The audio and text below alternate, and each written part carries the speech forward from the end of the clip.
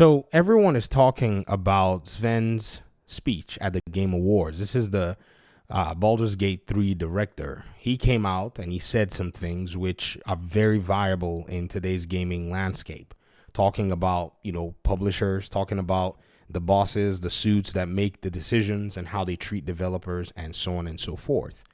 Now, I want to take a different direction to point out something that I think from a data-driven approach would help even developers and guide them, especially the decision makers within these development studios that will guide them to help their studios to at least be able to pursue success, because their success is in the hands of their own fans, their customers, and their community. That's just how gaming and any product or service that you're actually providing is. We've seen a few things lately. In the space of, say, the Xbox side, this one is very interesting. I'm not going to go into PlayStation 1 just yet, but in the case of Xbox side, Avowed had an incident that happened a few weeks ago.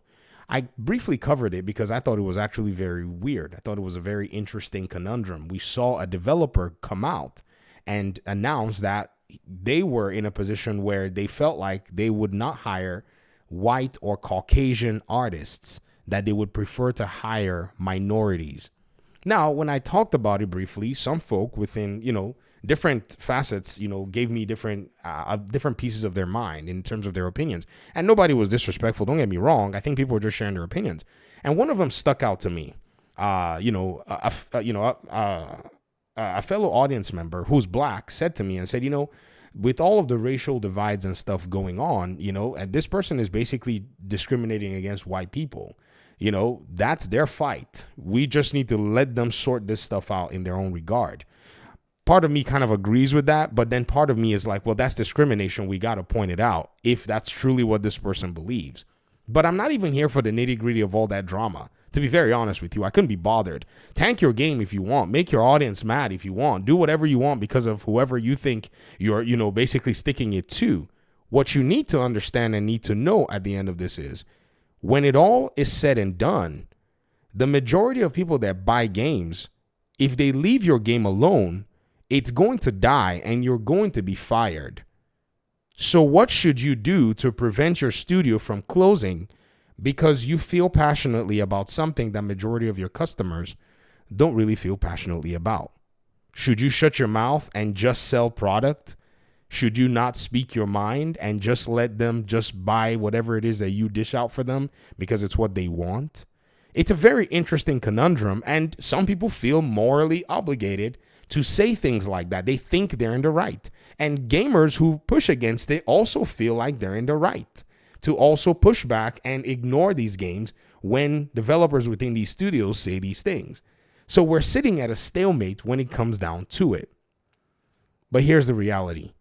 The gamers have the upper hand. They have the advantage.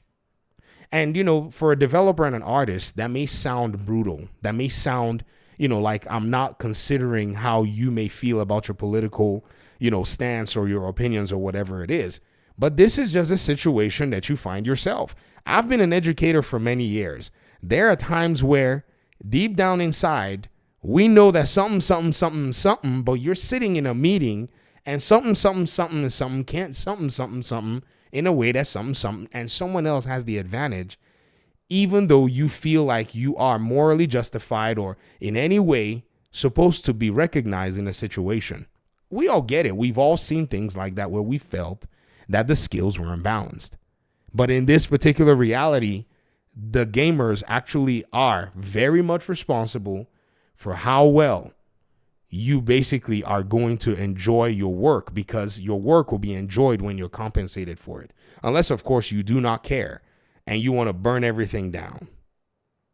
And so developers need to start paying very close attention to data sets. As much as I really love the Larian, director's speech, there is a side that everybody else needs to be able to hang on to their responsible areas and manage it very well.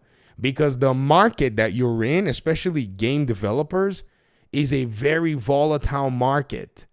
Oh my gosh, you are the guys that need a bigger runway than anybody else if, say, stuff went sour. because the way they've been closing down studios these past few years, to me, is one of the scariest things I've ever seen in my life.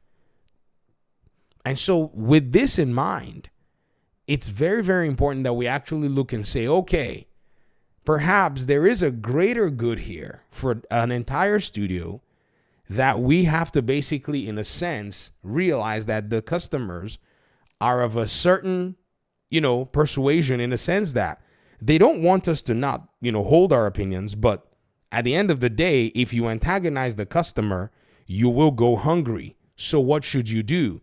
Make your studio go hungry, or go ahead and antagonize your customers.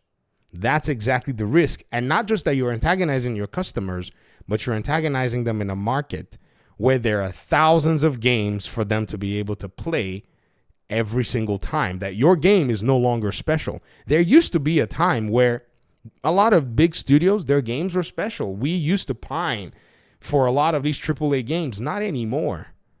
I mean, AAA games are now like water, because they're not only AAA games, they're AA games, they're indie games, they're all these games. They're going on 19,000 games that have been launched on Steam already this year. It's about 18,419. That number, if you've been watching my videos, was around 18,200 or so just a few hours ago, like 48 hours ago. But the number has significantly changed. It's gone up. Let me go ahead and put it in focus for you guys, because it's cut off on this left side. There it is. 18,419. In a market where 18,000 games are about to, or going on 19,000 games in 1 year, which means every month there's at least a minimum of 1,000 games. You do not have any opportunity, or you cannot afford for your project to tank and antagonize your potential audience. Unless, of course, you do not care. Of which, if you don't care, fine, do as you please. VG is not going to tell you what to freaking do. I'm just pointing out your situation, and I'm just letting you know, hey, I'm a wannabe game developer, and this is a competitive market. So there's actually an advantage for me, for your game, to actually go into the bad books of gamers while I appease the gamers and possibly win, their good graces. Do you see what I'm saying? Like, if we want it to be bare, let's go bare bones and let's talk about it. This is the reality. So if one big game crashes, an indie developer gets seen. So the indies are probably looking at y'all from a little corner and going, what the flip are y'all doing? What is he doing? What are they doing? What are they doing? Oh my gosh. Now, they don't want to celebrate, because now a good game, or a game that could have had streaks of excellence, is not going to be recognized. It's not going to be compensated by the gamers, right? But they're also looking and going, well, they don't want money. We're going to go in there and we're going to give these guys what they want. And they're going to take the money. So all of this activism in art and consumers and customers and all is a very interesting dynamic. I regularly cite a news story that was actually put out a few years ago. This was very funny because it's from an all-star, a GOAT, who went ahead and said something like this. He's quoted as, in a cheeky way, saying, and I quote Michael Jordan's words, "Republicans buy sneakers too." A quote that he made in jest when his mom was pushing him to go in and talk and endorse a candidate for an election. Michael was pretty much in tongue-in-cheek way saying it, but did not want to go ahead and take a public political stance, because he understood, even back then, in a less polarized world, that for business to business, sometimes you just got to let your audience have a field day. You see, you can't have your cake and eat it in this current gaming market, because this is a world where there were many sneakers, and in order for the Jordan brand to just fly, pun intended, in order for it to fly, some of you know why all this is going on. He said this. He said, "I don't think this statement needs to be corrected because I said it in jest on a bus with Horace and Scottie Pippen." Jordan said, "It was thrown off the cuff. My mother asked me to do a PSA for Harvey Gantt And I said, look, Mom, I'm not speaking out of pocket about someone that I don't know, but I will send a contribution to support him, which I did. I do commend Muhammad Ali for standing up for what he believed in, but I never thought of myself as an activist. I thought of myself as a basketball player and a big money maker. So you're making a product for profit. The moment you dump activism into it, your goals are now divided. Not saying that you cannot still, profit from activism, just letting you know that the market that you're doing that in is not one that, is very conducive for it. You may think that you can change the market, but that's one thing. People are not really too good on change. And so at the end of the day, some of us are going to support your game because we just look at it purely from art, but some people are not going to give you that money. They will close their wallet from you because you have taken an antagonistic stand against them. That's it.